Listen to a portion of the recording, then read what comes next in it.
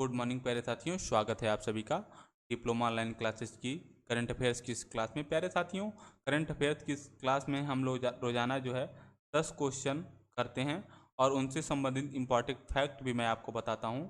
यदि यह वीडियो आपको अच्छा लगता है तो इसको ज़्यादा से ज़्यादा लाइक करें, शेयर करें और सब्सक्राइब करें। कॉम्पिटिटिव एग्जाम में यदि करंट अफेयर्स पूछी जाती है तो यह कक्षा आपके लिए निश्चित ही लाभकारी सिद्ध होगी। मैं आपको बता दूं, बैंकिंग का कोई एग्जाम हो, एसएससी का कोई एग्जाम हो, रेलवे, स्टेट एग्जाम, आरबीआई, कोई भी एग्जाम हो जिसमें करंट अफेयर्स पूछी जाती है, उसमें यह क्लास आपके लिए सिद्ध जरूर होगी।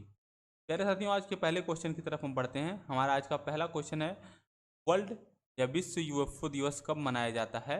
हमारे पास ऑप्शन है 1 जुलाई, 2 जुलाई, 29 जून या 30 जून। प्यारे साथियों, इसका सही आंसर है ऑप्शन नंबर 2, 2 जुलाई को जो है विश्व यूएफओ दिवस मनाया जाता है। अब मैं आपको बताऊंगा कि ये यूएफओ होता क्या है आखिर में। आप लोगों ने एक शब्द एलियन सुना होगा।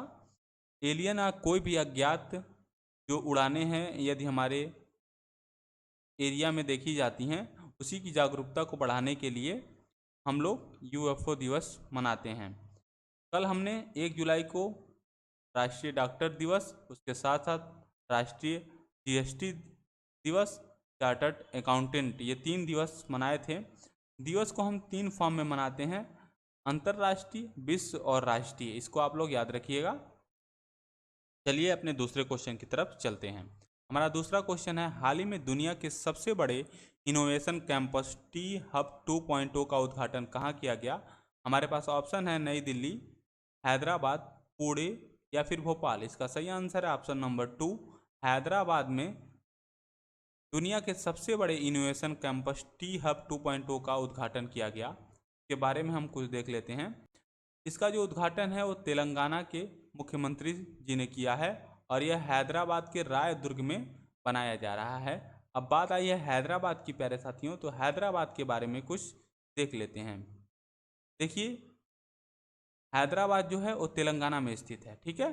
तो तेलंगाना राज्य के बारे में हम यहाँ जानकारी जुटाएंगे। तेलंगाना राज्य का जो गठन है 2 जून 2014 को हुआ था, अर्थात ये सबसे नवीनतम बनाया गया राज्य है। इसके जो गवर्नर हैं यहाँ पे लिखा हुआ है, गवर्नर तमिलसाई सुंदरराजन है, मुख्यमंत्री के चंद्रशेखर राव हैं और इसकी राजधानी हैदराबाद के बारे में हम लोग बात ही कर रहे थे, उसके प्रदेश के बारे में जो तेलंगाना है, ठीक है। इसकी जो बाउंड्री है वो महाराष्ट्र के साथ, छत्तीसगढ़, आंध्र प्रदेश और कर्नाटक, इन राज्यों के साथ टच करती है और एक लैंडलॉक प्रदेश है, ठीक है। चलते हैं अपने नेक्स्ट क्वेश्चन की तरफ। हमारा अगला क्वेश्चन है, हाल ही में स्टॉकहोम डायमंड लीग में नीरज चोपड़ा ने कौन सा पदक जीता है? हमारे पास ऑप्शन है स्वर्ण पदक, रजत पदक, कांस्य पदक या इनमें से कोई नहीं। इसका सही आंसर है ऑप्शन नंबर 2, नीरज चोपड़ा जी ने यहाँ पे जो है रजत पदक जीता है। इन्होंने ओलंपिक 2020 में जो है कौन सा पदक जीता था ये आप कमेंट बॉक्स में बताएंगे। और इन्होंने अपना खुद का राष्ट्रीय रिकॉर्ड तोड़ा है और 89.2 के लगभग इसमें जो है भाले को इन्होंने थ्रो किया है। चलते हैं अपने नेक्स्ट क्वेश्चन की तरफ।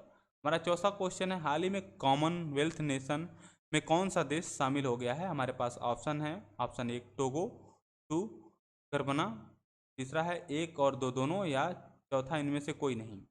इसका सही आंसर है 1 और 2 दोनों। टोगो और गरबना दोनों देश जो है कॉमनवेल्थ नेशन में शामिल हुए हैं।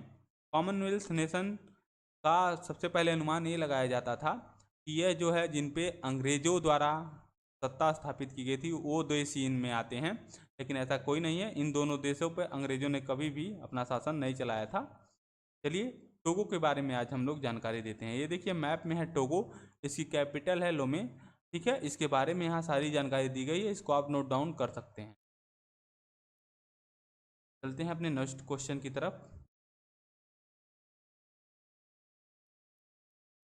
हाल ही में अमेरिका ने किस देश के साथ मिलकर AMCA फाइटर जेट इंजन बनाने का फैसला लिया है? हमारे पास ऑप्शन है, option 1 Bharat, option 2 Israel, option 3 Britain या फ्रांस। इसका सही आंसर है प्यारे साथियों ऑप्शन नंबर 1, भारत के साथ मिलकर अमेरिका ने AMCA फाइटर जेट इंजन बनाने का फैसला किया है।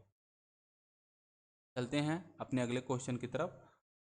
हमारा अगला क्वेश्चन है, चर्चा में रहा जगन्नाथ रथ यात्रा का आयोजन किस प्रदेश में किया जाता है। हमारे पास ऑप्शन है उत्तर प्रदेश, मध्य प्रदेश, उड़ीसा या फिर इनमें से कोई नहीं। इसका ऑप्शन नंबर 3 सही है प्यारे साथियों। उड़ीसा में प्रत्येक वर्ष जो है आषाढ़ माह के दूसरे दिन जगन्नाथ यात्रा निकाली जाती है और इसमें जो है भगवान जगन्नाथ, देवी सुभद्रा, भगवान बालभद्र की रथ यात्राएं निकलती हैं, जिसमें सबसे बड़ा जो रथ होता है भगवान जगन्नाथ का होता है। ठीक है, अब बात आई है उड़ीसा की, तो इसके बारे में कुछ देख लेते हैं। देखिए प्यारे साथियों, मैप में ये है हमारा उड़ीसा, ये मैप में हमारा उड़ीसा है। इसका गठन 26 जनवरी 1950 को किया गया था। ये प्रथम ऐसा राज्य है जो भाषाई आधार पर हुआ था। इसके जो गवर्नर हैं गणेशी लाल जी हैं, कैपिटल इसकी भुवनेश्वर है और इसके चीफ मिनिस्टर नवीन पटनायक जी हैं।